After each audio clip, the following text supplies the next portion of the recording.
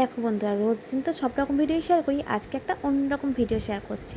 আজকে ছিল সানডে, আর সানডে সকালবেলা দেখো বাজার গেছিলাম, বাজারে কিছু রান্না করেই গেছিলাম বাজারে। আবার দেখো বাজার থেকে আসার সময় এখান থেকে পরোটা, তরকারি আর ডিম কষা নিয়ে এসেছে একটা। আমার ছেলের দোকানে ডিম কষাটা কী ভালো নাকি লাগে, ঝাল হয় না, তেল মশলাটা একটু বেশিই থাকে, তা ওর নাকি খুব ঝালটা হয় না বলে ভালো লাগে। তা আমিও আজকে ডিম কষা বানিয়েছি, ও সেটা জানতো না, তা ও বলতো ওর বাবা কিনেও নিয়েছিল এই যে। তা এখন ও ডিম কষা দিয়েই নাকি পরোটা খাবে, আর ছেলে আর বাবা দুজন খাবে। কেন আমি না খুব একটা পছন্দ করি না তেলে, কিন্তু এখানে কিন্তু খুব তেল নয়, একদমই খুব সুন্দর দেখো, শুকনো শুকনো। কিন্তু আমি না খেতে পারি না, কেন জানি না। তাই ওর বাবার জন্য ছেলের জন্য দুজনে নিয়ে এনেছিল খাবে বলে। তা দুজনে খাচ্ছে, আর আমি এখান থেকে একটু তরকারি নিয়ে নিয়েছিলাম, কারণ ঘরে না রুটি ছিল দুটো, আটা রুটি। তা আমি ওই রুটিই খাবো, কেন আমিও কিছু খাইনি, সকালবেলা রান্না করেই চলে গেছিলাম চা খেয়ে বাজারে। আজকে অনেক কিছুই বাজার করেছি, মাছ অনেক রকমের।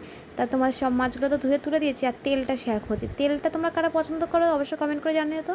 আর আমি না সত্যি কথা বলতে তেল মেল না বুঝি না, চিনিও না যে কোন তেলটা কেমন ভালো হবে কি খারাপ হবে। তা আমি অন্যকে কাকুটাকে বলেছিলাম যে তুমি তেলটা ভালো হবে তো, বলছে হ্যাঁ হ্যাঁ ভালো হবে। তা অনেকটা তেল দিয়েছিলো, 20 টাকা নিয়েছিল, কিন্তু অনেকটা তেল আর 3টে পটকা দিয়েছিলো। তাই আমি ভালো করে বারবার করে ধুয়ে নিচ্ছিলাম, কিন্তু আমি জানি না কেন আমার দেখে মনে হচ্ছিলো নাও ভালো হতে পারে। তা ফাইনালি তো রান্নাটা করলাম, যেহেতু তেলটা করবো তার জন্য পেঁয়াজ কুচি রসুন কুচি করে নিয়েছিলাম।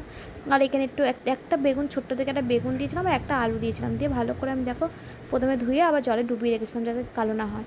আর কড়ার মধ্যে একদম অল্প তেলই দিয়েছিলাম, যেন মাছের তেলের না তেল বেরোয়, অনেকটাই তো তেল থেকে তার জন্যে। তা প্রথমে পেঁয়াজটা আমি সব কিছু ভেজে নিচ্ছি, আর একটু কাঁচা লঙ্কা দিয়েছিলাম।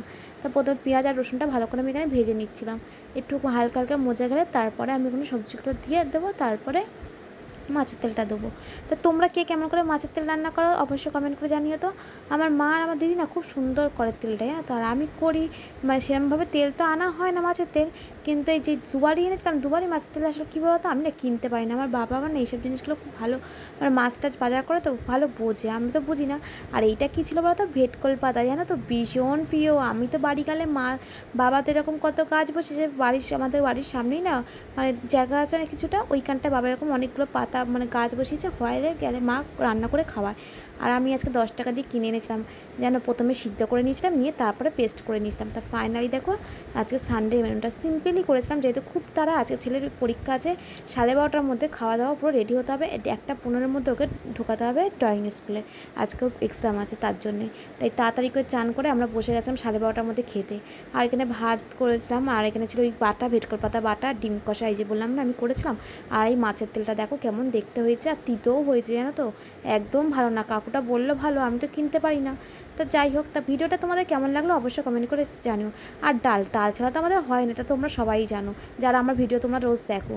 তা আজকে ভিডিওটা এখানে শেষ করছি, ভালো লাগলে লাইক কমেন্ট শেয়ার করে দিও, আর প্রচুর প্রচুর আমাকে সাপোর্ট করো। ফেসবুক পেজ থেকে থাকলে ফেসবুক পেজটা ফলো করে দিও বন্ধুরা। বাই বাই, দেখা হবে নেক্সট ভিডিওতে। সবাই খুব ভালো থাকবেন, সুস্থ থাকবেন, আজকের মতো টাটা। আর এই হচ্ছে আমার বিরিয়ানি লাভার বয়, যা বলো বিরিয়ানি খেতে ভীষণ পছন্দ করেও। আর বিশেষ করে এটা আমার হাতে যদি বানানো হয়, তা কিন্তু এটা বেচারি কালকে কিনে এনেছিলো, আর ওইটা একটুখানি রেখে দিয়েছিলাম ফ্রিজে, ওটাই গরম করে দিলাম এখন। তা ওই যে খাচ্ছে, আর ওরও টেনশন হচ্ছে আজকে যেহেতু পরীক্ষা না, তাই। তো তোমাদের ভিডিওটা কেমন লাগলো অবশ্যই কমেন্ট করে জানিও বন্ধুরা। Bye bye.